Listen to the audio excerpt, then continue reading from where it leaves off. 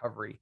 So let's get started. Kamyar, if you go ahead and introduce yourself and kind of talk about why we're talking about this today and where you come from and why this is a passion for you. Thank you. I appreciate everybody being here. I'm really excited. As Michael mentioned, Kamyar Farhan, I'm the founder and CEO of ZippyApp and Talentrol. And I started this with the idea that we can improve not only the staffing image or picture for all hospitality, but also provide a much better candidate experience for the segment of the industry that we are looking for. So we started the company about 10 years ago, and it's been a wonderful ride. So I'm excited to share our experience with you today on how to actually establish an employer brand. Fantastic. Thank you, Kamyar. Crystal, good morning. Hi, good morning. Hi, my name is Crystal Gitman. I am the Director of Strategic Partnerships for Synergy Suite. We are a back-of-house management platform. Been in the hospitality tech space for 17 years, but previous to that, I was the Director of Training and Development over at a small regional seafood chain based here in San Diego. So I'll be talking about retention today, and I remember very, very well how hard it was 17 years ago to get employees to stick around, probably even harder today. So looking forward to speaking about that in a little bit. Beautiful. Thank you so much. Some quick housekeeping here. So for the session, we'll go ahead and we'll be monitoring the chat if you have any comments as we go through. And we'll also have a Q&A open as well. So please, if you have any questions, you can use the raising your hand mechanism in Zoom, and as we come to natural breaks in the conversation, we'll make sure to highlight your questions, get those answered, and keep things moving in a good clip. And that's really it. So Kamyar, I'm going to go hand it off to you, and let's talk about this whole concept of employer brand. Thank you, Michael. Appreciate it. Well, okay. So I would like to first share with you what we would like you to take away from this conversation, and the objective of this conversation is provide you with pointers to better position yourself in the talent market and improve your talent acquisition process and start building your employer brand. And we will talk about what employer brand is and why it is important. We have been really promoting employer brand as a very important concept in the entire staffing process and staffing model. So just before we get started, I wanted to talk about what is an employer brand. Some people might not be familiar with it. We've been talking about it, and then I thought first, I'm going to ask ChatGPT to define what is the employer brand, and then I'll share my specific thoughts on it. And it says employer brand refers to the perception and reputation that an organization has amongst its current and potential employees. It represents the organization's image as an employer, including its value, culture, work environment, and the overall employee experience it offers. Employer branding involves actively managing and promoting the organization's reputation to attract and retain top talent. It encompasses various elements such as the organization's mission, vision, value, company culture, employee benefit, career development, opportunities, work-life balance, and overall employee value proposition. An effective employer brand helps differentiate an organization from its competitors in the labor market and enables it to attract and retain high-quality talent. It creates a positive perception of the organization as an employer of choice, increasing the likelihood of attracting candidates who align with the company's value and goals. And this is really a very important topic. And to really simplify it, and the way I make it in just a few words is, what by employer of choice, what we mean is when somebody goes search for a job, do they search for your brand specifically? Okay, so somebody goes to a job board and starts searching for a job. Do they simply say, I'm looking for a team member job, or do they say, I'm specifically looking for a job at this particular brand? And when somebody specifically searches for that brand, then you have an employer brand. And all of the work that goes into it, that's what we will be talking about today. So here is the first poll. What is, or have you intentionally and actively invested in developing your employer brand? Okay, so just as a poll, we would like to know if you've done that. Question: as people are doing that, Kimyar, is a brand or employer brand unique to your? Is it unique to the business or the logo? Like, so you have the logo, and then you have franchisees that have their own brand reputation. That's a very good question, Michael. We often have franchise locations, and we are under an umbrella of a franchise. It is still something that you have control over, because imagine your community and people that work in your organization. It's a limited space. People don't travel hundreds of miles to come work for you. You don't offer a remote work opportunity. So people that work in your organizations are fairly local, and they change jobs. So, they might quit your job and go somewhere else. And they speak specifically about you as an employer. Even if you are under an umbrella of a different brand, they still talk about, because they're speaking over the grill, or cash register, break, and so on. They still say, that place that I used to work for, it was great, or it wasn't so great. That is how your employer brand as a franchisee can be established. You can still establish yourself as an employer of choice in a community by treating people the way you want to be treated. Thank you for that. All right, so we're going to wrap up the poll for now. The results back are, what do we get back here? So it's work in progress, most of the folks, and then just see yes. So there you go. Perfect. Congratulations. Congratulations to you all who have it and who are working on it, because it makes a huge difference. It's hard to put a dollar value on it, but we have some anecdotal information that provides a lot of information about how valuable it is. Okay.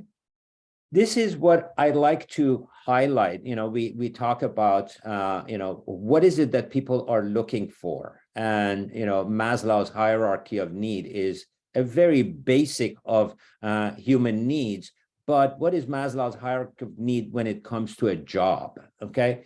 And today in our society, these and, work conditions, these survival and security are covered. Yes, everybody needs a job, but they're not looking for a job for survival and security.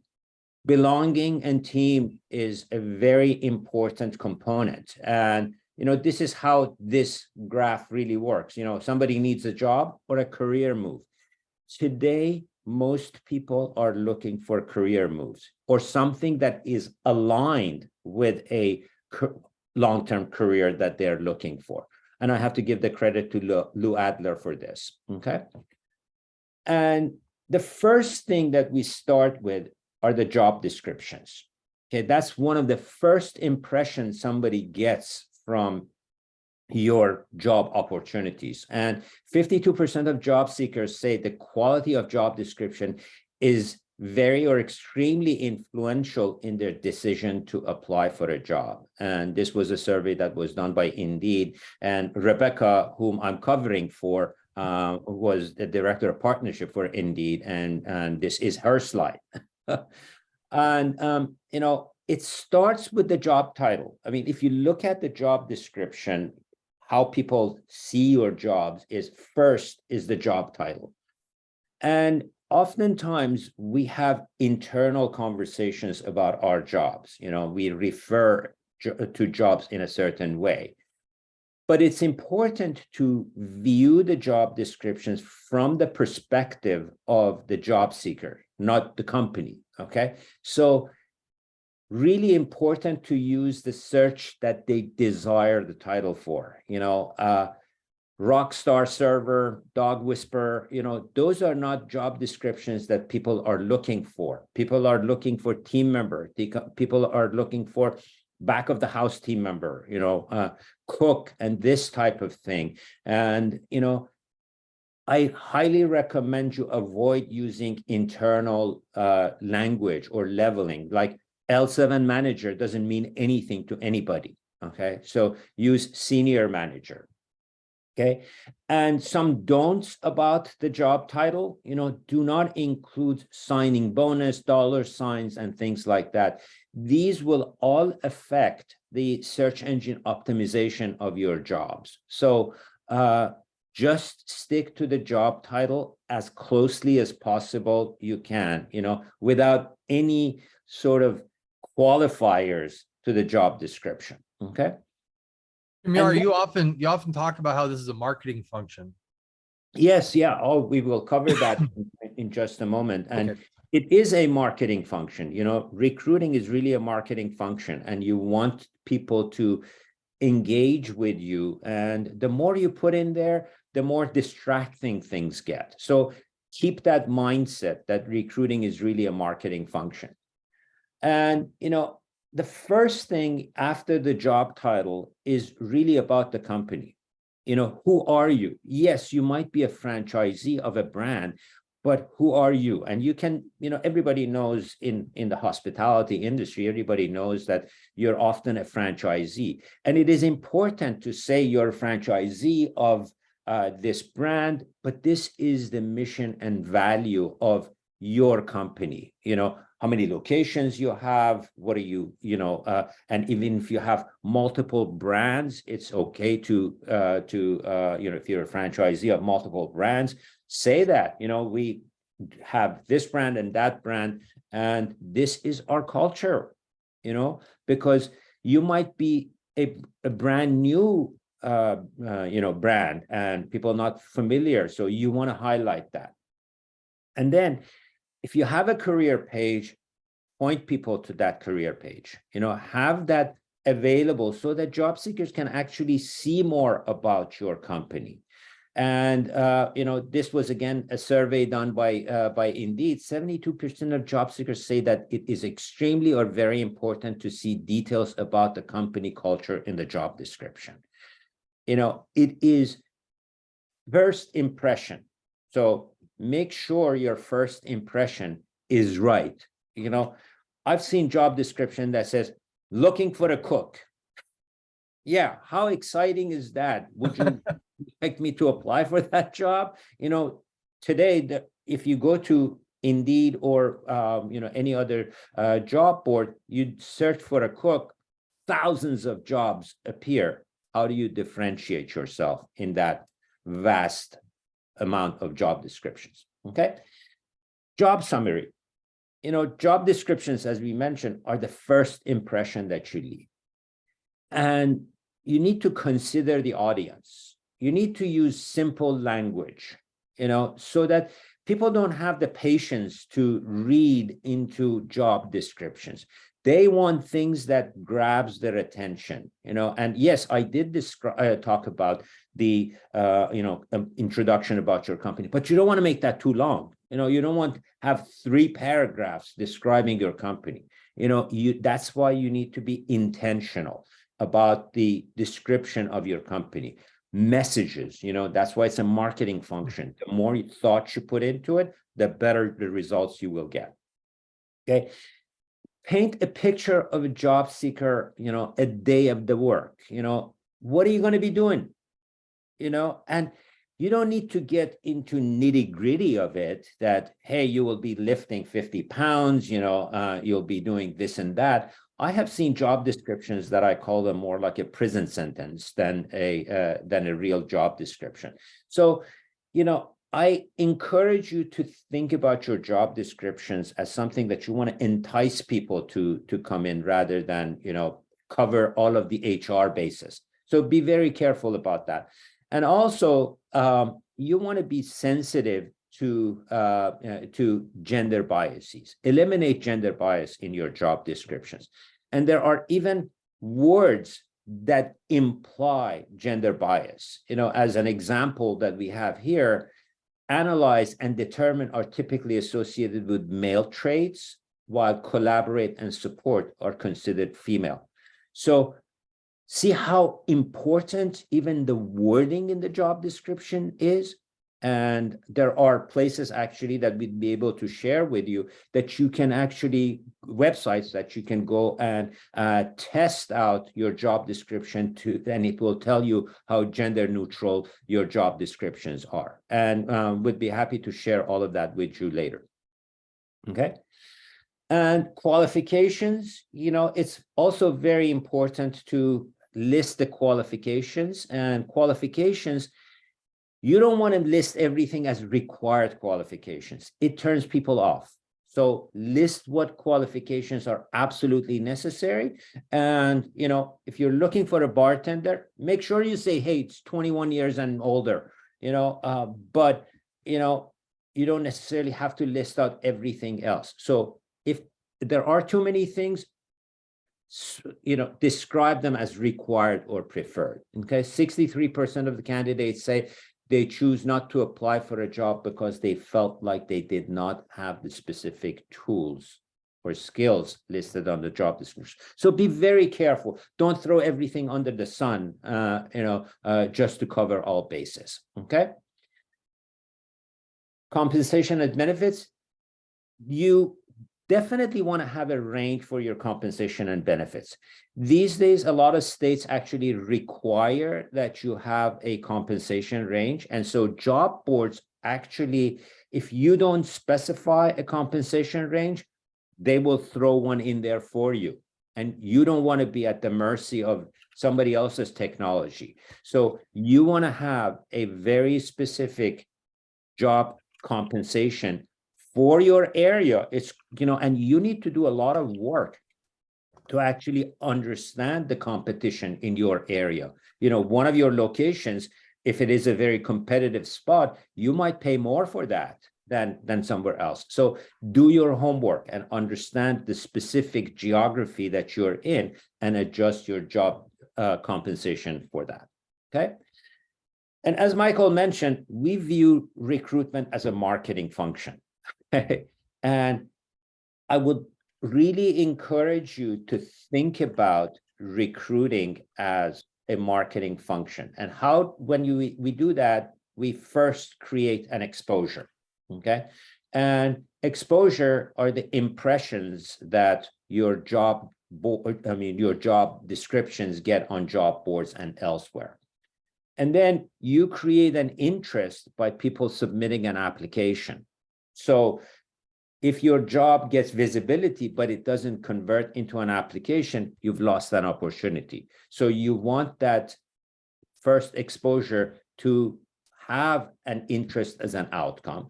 And then you create engagement by having an interview. So you really want that application to convert to an interview and then hopefully convert to a hire. And as you can see, your investment goes higher as you move people through the hiring funnel.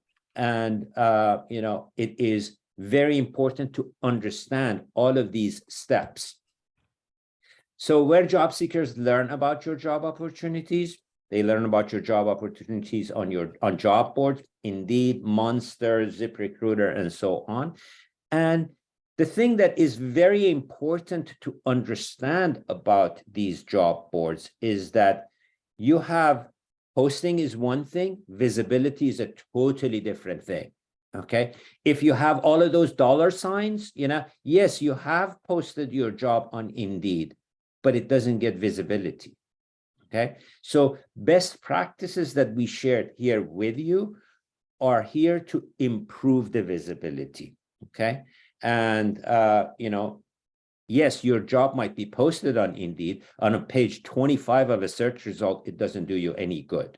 Okay, so you really need to understand that. Referrals, your employees are the best source of new candidate. So that's why your employer brand comes into play. If you're treating your employees right, they'd be happy to refer, and Crystal will talk about that in just a moment as well. In some cases, employees can even tell people to stay away. Yeah, exactly. Yeah. And social media is another channel, and your company brand and website and walk-ins. So you have all of these channels, and you need to consider all of these channels. You need to have a strategy for all of these channels. You cannot say, hey, I'm just posting my jobs on Indeed, I'm done. But you have all of these channels that you really need to embrace, manage, and take advantage of. Okay. And you want to have channel uniformity. Okay. And what we mean by channel uniformity is any channel a job seeker can be coming through, you want to make sure they have the same experience. You don't want them to go to your website, have one experience, go through Indeed, Monster, ZipRecruiter, have another experience, and social media, another experience. It's extremely important to have the same common experience, because that creates confusion, and confusion is bad. We all know that. When an employee is confused, forget about it. We say, one of our saying is that every click in the application process is an opportunity for the job seeker to abandon the process. So you want to have your application process be as frictionless as possible and as uniform as possible. We literally count clicks in the application process. And I actually encourage you as a business owner to go through your own application process and see how cumbersome it is, and put yourself in the shoes of the specific demographic that you're looking for, and say, would a 18-year-old, 20-year-old go through this process? Okay, it is eye-opening. Okay, and ZippyApp, here's a plug for ZippyApp. ZippyApp is really can be the center hub of your entire recruiting process. Okay, this is a very important graph, and I encourage you to pay very close attention to this. This is what we call click to apply ratio. So your job got visibility. Okay, people clicked. Did it turn into an application? Okay. And what this says, this is a study that was done by ERE Media, and ERE Media is a very reputable source. It says that if your application process is longer than 15 minutes, your conversion rate is 3.6%. So a lot of people that clicked on your job description, they don't convert to an application. And if your application process is 6 to 15 minutes, 7% convert. If your application process is 1 to 5 minutes, 12.5% convert. So that's why I encourage you to really go through the application process and make sure that it is optimized. With ZippyApp, we get 30% click to apply ratio, which is one of the best in the industry. Okay. How you respond to job seekers also reflects on your employer brand. Okay, candidates who are not informed about their applications are 3.5 times less likely to reapply. Okay, candidates who have a poor experience, 72% shared that negative experience online or with somebody else. See, that is the employer brand. Okay, if your candidate experience or they don't hear from you, they say, forget about that company, I never get a response back. These are simple things that you can do. Take advantage of them. Just because somebody applied and they're not qualified for that job doesn't mean that the hell with them, you ignore them. You still respond to them. Okay, thank you very much for applying, and so on. And use your applicant tracking systems. I mean, that's what these systems are for. ZippyApp does all of this for you. You want to use the functions in your applicant tracking systems to send messages. And we simplify that work for you, with a single click, or, even with a lot of automation, we can send these messages on your behalf. But it is very important that you take advantage of them. Okay. And also it's important to understand, why should I work here? People ask, why should I work here? And really, there are two groups that work in your establishment. There are people who have hospitality as their sort of professional career, and there are people who simply need a job. And you need to be able to articulate what is the benefit to each one of these constituents. Okay, so hospitality, and you need to articulate that. What are you going to get as an employee if you come here? If you see that somebody is looking for a hospitality career, you want to talk about leadership. You want to talk about hospitality career path, culinary, business, marketing, sales, catering. This is what you will get when you come and work here. Okay. And if somebody simply needs a job, it's a college student, or a high school student, you articulate, hey, you learned leadership, you learned teamwork, you learn how businesses run. And actually, Crystal is going to talk about that. It's really wonderful to articulate that. Inventory management, supply chain, customer service. These are transferable skills that they can take elsewhere. Okay. And you want to have an efficient and repeatable process. And, your investment goes higher as you move people down. Applicant management, interviews, offer, and onboard. Everything has to be well thought out and, as efficient as possible, because your employees or your candidates are used to Apples and Amazons of the world. They are used to doing things on their mobile device and very quickly. You need to provide a similar experience that they're used to. Okay. So, it's very important to measure. What gets measured gets improved. So you need to, measuring the number of impressions is a little bit harder, but still you can gain where your applications are coming from. You measure interest by your application rate. Are people responding? You can do A/B testing. You can have a job description.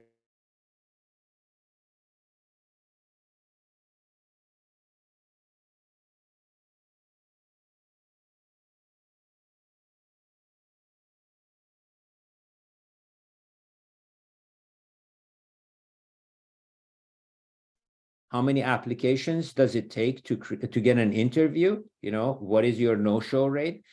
Commitment, how many applications or how many interviews does it take to hire? So we call that application to hire ratio. And then initial quality of hire. And Crystal will talk more about that, with that, how you actually monitor no-shows, first day and first week. These are all what contributes to your bottom line and your employer brand. Okay, so poll number 2. Kamyar, before we move on, we had a bit of a glitch where you stopped, you froze for a moment, and on your first bullet point, could you go over that again, please? I'm sorry about that. Exposure? Yes, exposure. I think that's where you dropped off. So exposure is basically where you create exposure. And it is a bit harder to measure because, there are a lot of tools that do that, but, it's a harder function a harder metric to measure, but it's still, you will be able to see where you're getting applications, which job board or which channel is providing you more applications. So that's a proxy for number of impressions. But what is more important is how many applications you get through each channel. Okay. Thank you. So let's see, what is your turnover? And that's something that will help you with seeing how you can improve it. And I assure you, if you put the work that is here, you will see your turnover go down significantly. And Crystal will talk more about, turnover what is the experience we have, or the metrics we have from the industry, and how we can improve that.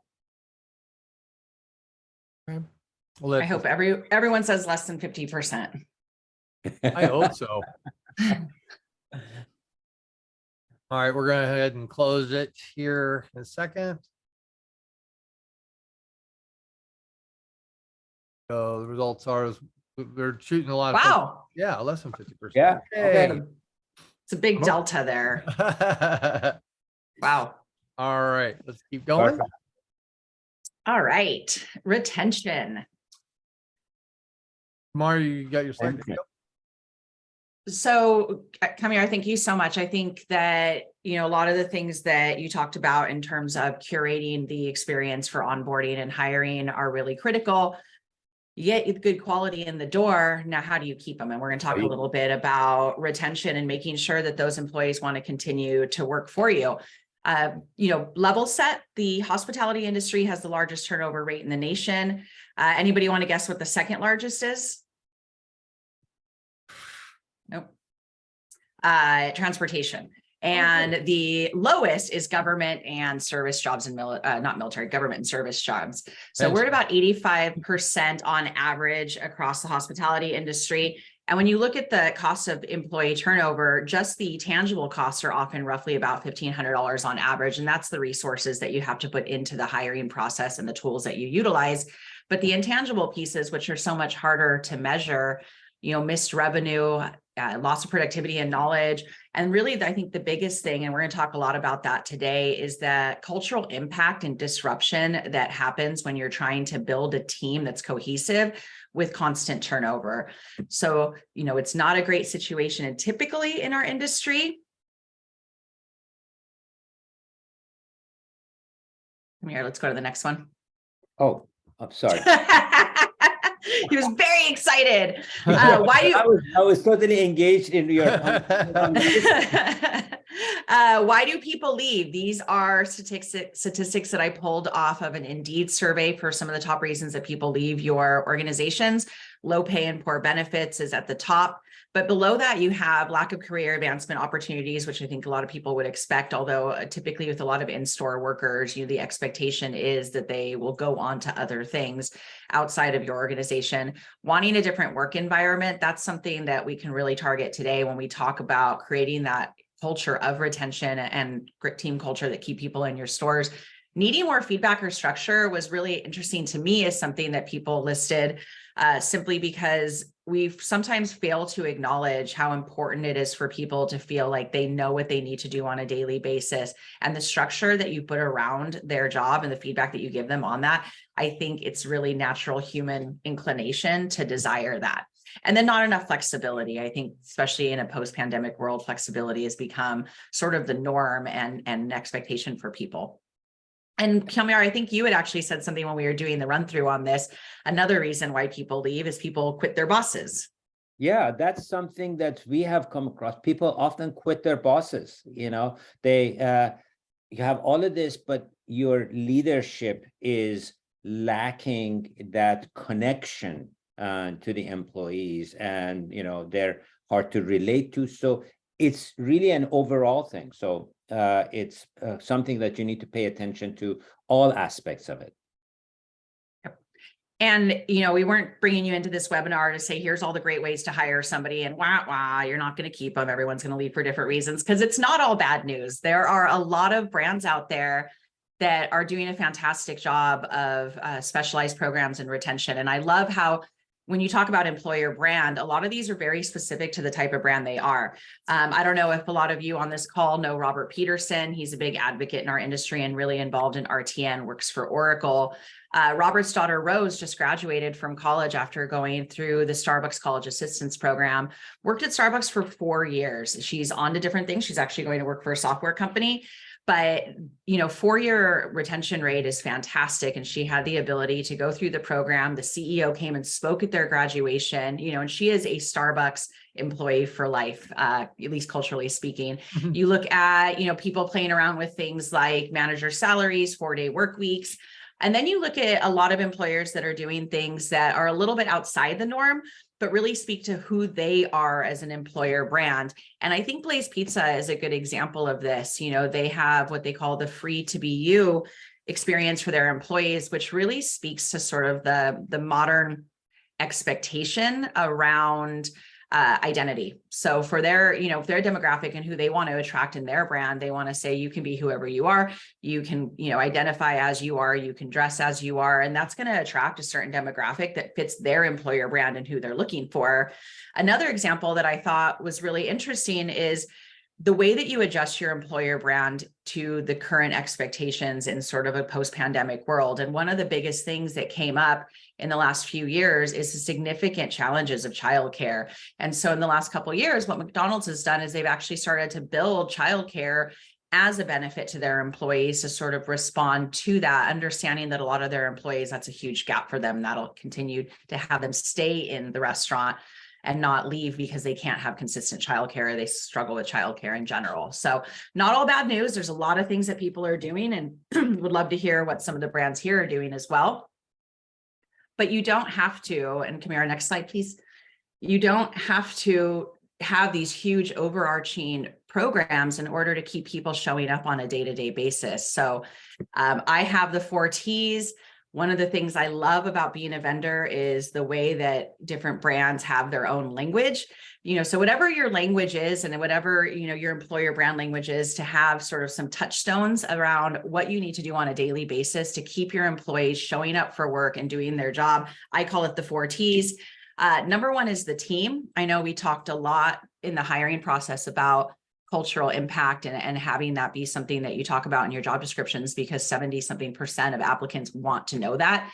But when you look at your team inside your stores, restaurants are not typically a long commute type of environment. The people working in your stores typically live within a few square miles. They go to school together. They're in the same community. They might live near each other. So building that team and having people who care about each other as friends makes them want to show up and be accountable, and just really supporting that sort of team and cultural ethos in your store, I think, is really important. We're going to talk a lot about tools, operational tools that help them succeed. I'm not sure how many people in here are parents of teenagers. I have a son who's actually graduating from high school today, going to college, and he spent the first yesterday in the run through, I cried a little bit, so that's why they're clapping for me. I'm okay today. You know, he got his first job working for a pretty major brand, and we'll talk about who that is in just a moment. But I've been doing this for 17 years. My son's 18 years old. He grew up in this industry. He grew up on conference calls with his mom talking about technology. I sold point of sale. I've worked for back office. And it wasn't until he went and got his first restaurant job at Chick-fil-A that he came home one day and he said, "Mom, I finally understand what you do for a living. All this technology, it all works together. It's what we have to use to take orders and print orders. And then we go and we do inventory, and it all makes sense." And those tools, and Chick-fil-A does such a good job with that. Those tools are a really big piece of why their team members stick around and feel successful. And Kamira, I think Chick-fil-A is actually one of ZippyApp's biggest clients, right? Yeah. Chick-fil-A is one of our largest clients, and we have been working very closely with Chick-fil-A in developing this employer brand and culture and messaging. So it really pays off. You know, we have data that shows that having the right employer brand reduces your hiring costs, reduces your staffing costs, and the retention is all about how you embrace employees and how you are communicating with them, how transparent you are. And Chick-fil-A does a fantastic job at that. Yeah, they really do.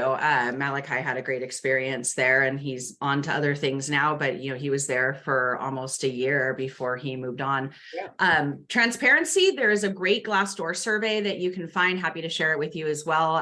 Pretty comprehensive, talking specifically about employer brand. Transparency is the number one thing that your employees want in their store. It's one of the number one things that keep them there. And then last, and this may seem a little old-fashioned, but thoughtfulness. You know, your employees want to feel enabled. They want to feel trusted. They want to feel respected. These are the things that when they wake up and say, "I don't feel like going to work today," but I want to. I have a good experience there. I have a great relationship with my manager and my team. So, and let's talk a little bit more about some of those tools. All right. Give them the chance to be amazing. Everybody wants to be good at their job. Everybody wants to feel like a hero. And I have some examples from what we do at Synergy Suite, but any modern technology that you can implement in your stores is going to help create that experience around the right tools and giving them that opportunity. So operational workflow management, for example, with us, we're really passionate about having checklists, right? If I know what I need to do throughout the day, I can accomplish all of my tasks. I don't feel like I'm always running behind in such a dynamic and chaotic environment that restaurants tend to be. It gives me the ability to be good at what I do. Invest in tools that mimic their experience in the world. So, you may have one or two employees in your stores that are very retro and they're playing, the Oregon game on their Commodores at home. But for the most part, your employees are going to be using modern technology in their day-to-day life. And the technology that they have in the workplace needs to mimic that experience for it to be relevant and comfortable for them. Keep things simple but elegant. That's really important as well. Too many pieces of technology, too much complications is overwhelming. Having a less technology and more consolidated business tools, I think, is really important. And then the last piece, which, sometimes we forget about, is keep it working. When you invest in the technology in your stores to make it easier for them to do their jobs, but that technology fails on a regular basis, which does happen for a number of different reasons, it makes the employee experience really convoluted and very uncomfortable again for them. So I don't know how many people on this call recognize what that is down in the bottom right. As a matter of fact, if you pop in the colloquial name for it in the chat, I will send you a $25 gift card to Starbucks after this call, because I'm not sure how many people actually remember it. But, I don't think restaurants even have crash kits anymore. So what's going to happen when your employees, have these experience with tools that they're used to using, which are really modern, and then things fail? They're probably not even going to be able to use this if you even have one, if you're even allowed to have one with PCI. Anybody know what they're called? It's a cheat. You told me yesterday. I did. Fair enough. All right. So those are the tools. Transparency. I love this quote from the field people officer, Kieran Layton at McDonald's, because it really speaks to something that's just a really big part of who we are as humans. Employees can tell. You can tell when something's holding back. You have that feeling, right? We have that intuition around us. But when you take transparency out of the workplace, what you're leaving really is room for insecurity. And when there's insecurity, people start questioning things and they're not able to flourish and contribute back to your organization because they're really internalizing the way that you're making them feel in your stores when you're not transparent. So some of the things you can do to really lean into more transparency in your stores and training with your managers is elevate that employee voice. We talked about doing that in the hiring process and how a lot of employees just going through the hiring process are very comfortable letting you know how they felt about it. Same thing in stores. Ask for and respond to employee feedback on a regular basis and really lean into that. I think the idea of putting one line in your training manuals that say we have an open door policy is not enough. This is something that you have to be actively engaged in on a regular basis. And then give them a sense that you hear and you're building an action plan. I'm really sorry you feel that way is a great therapeutic tool for general relationships, but in the workplace, you need to have action against that. There's empathy and action have to go hand in hand, and build infrastructure for your managers to understand how best to do that. If you do receive negative or critical feedback, it's bound to happen. Respond constructively. I think one of the things that we forget to teach our managers in store is, how to respond constructively to things that naturally are going to make them feel uncomfortable or not feel great. And I think that type of training is really important. A lot of people don't go through that as you're going through your manager training and building up your team and training organization. Try to never leave employee comments unacknowledged. It damages the employee experience. It damages your employer brand.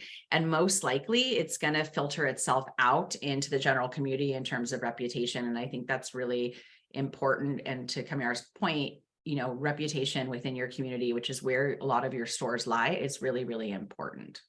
Yeah. And then, sorry, if your suggestion box is collecting cobweb or it has a lot of dust, that's not a good sign.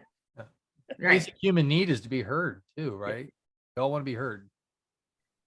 And we all want to be good at what we do. We want to feel successful in our own way, whatever that makes sense. And to your, to the hierarchy of hiring needs at the top is, that validation that I think everybody's seeking, really.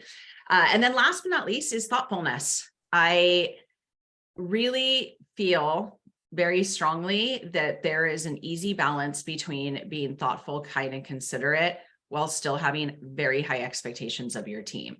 I think they can go hand in hand. And I think where a lot of people get nervous is, if we are too kind, if we are too thoughtful, if we are too invested in the feelings around it or the relationships around it, then they are going to think, employees, that they don't have to do their job. And I think one of the hardest thing to do is to find that balance. But once you're able to do that, I think it's a really critical piece in driving retention, is knowing that my manager cares about me, but genuinely expects me to show up on time, to do my job, to use those operational tools that we talked about, to be an active team member, to leave feedback, and to fulfill the pieces of the role that I was hired to do.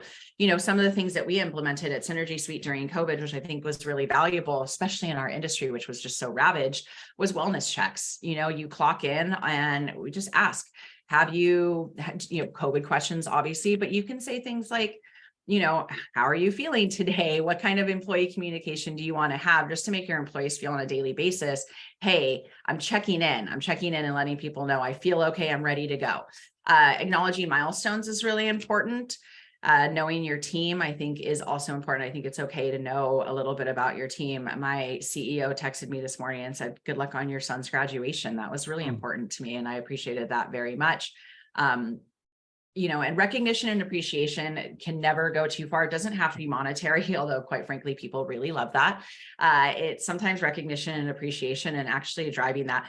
I've been in the back of restaurants where the last employee of the month that was on the wall was from 2021. If you have an employee recognition and appreciation program, having it fall through the cracks is almost worse than not having one at all. So if you are going to build infrastructure around thoughtfulness and pieces that acknowledge your employees and build that sort of recognition, appreciation, it's got to be something that is a priority for your managers to maintain. Because again, it's almost worse to not maintain it than to not have it whatsoever. So those are just some of the things, in addition to coming up with creative programs in your stores, like the employee assistance for college, like childcare, the free to be you, or 4-day work week, which I think we all would raise our hands and say that sounds amazing. The daily things that you do, I think, are really critical. So building the infrastructure around that, having touch points, building your own employer brand language around what that looks like, having the right tools for your employees to be heroes and be amazing at their job, having great transparency, and then being thoughtful about curating that team and keeping them there so that they want to come to work every day and they're excited to be a part of your brand and that they can promote that into the guest experience. One thing I would like, thank you, Crystal. One thing I would like to add to what Crystal said about whatever program you put in place, follow through with it. Just that employee of the month example is perfect. When you start something, don't just stop without communicating what happened to it. And it is important to communicate. It's perfectly fine to change, say, okay, this is why we are changing. And it goes to the transparency part, that be transparent. Why are we changing it? And maintain it. And if you no longer have that employee recognition program, remove it from the wall. Because it would say that nobody has been employee of the month in 2021. Thank you very much, Crystal. It's hard for people You're to believe welcome. if they can't be excited that it's still there and waiting for them, right?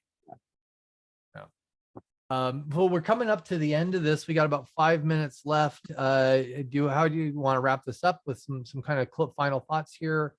I really encourage people to work actively and intentionally on this, because as I mentioned in the beginning, it's hard to put a dollar value on this, but it is something that we have seen companies that embrace this thought and embrace this really philosophy. They see that it takes much more, energy to pry somebody off of your company, off of your organization. So they have to pay, and we did one study that they had to pay 30% more in order to, get an employee from an organization. And then even after they left, they would come back. So that was really a very important and important data point for us, that yes, they were offered 30% more to go to work at the brand a mile down the road, but they came back. So we have a lot of data that suggests that having the right employer brand will significantly improve your bottom line. Crystal? No, I just thank you everyone for coming. I really appreciate it. Kamyar, I think some of the little pieces and pointers that you had really about the hiring, I think there's some things that were really intuitive and other things that we just don't think about. So really being able to lean into an expert who sees the statistics, who works with multiple brands and sees what works, I think is really, really valuable. I'm always happy to continue the conversation with anyone about some of those retention tools, specifically and kind of those experiences, but really looking forward to the next webinar. Thank you for joining today. Fantastic. I'm off to send my first kid into the world. So now you can cry. yeah. Well, everybody, we're going to go ahead and post this on our LinkedIn and our webpage, and we'll get this out to everybody. Like Crystal mentioned, we'll probably be putting together another one in the series coming up, and every time we'll improve and grow this. And we're thankful to have you as an audience member today and to be part of your community and part of your daily lives too. Thank you everybody for joining us today. Thank you. Hey, really quick before you drop off, I realized the chat function someone just messaged me was turned off. So if anybody did answer the question about that piece of technology, you can email me right there. And first to the gun, I will send you a gift card because I'm still very curious to see if anyone remembers what those are. Good thing is we didn't say it. We didn't spill the beans. Yep. No beans have been We didn't spilled. spill the beans. All right. Have a great day, everybody. Thank you so much. Thank you, everyone. Bye. Bye-bye. Bye.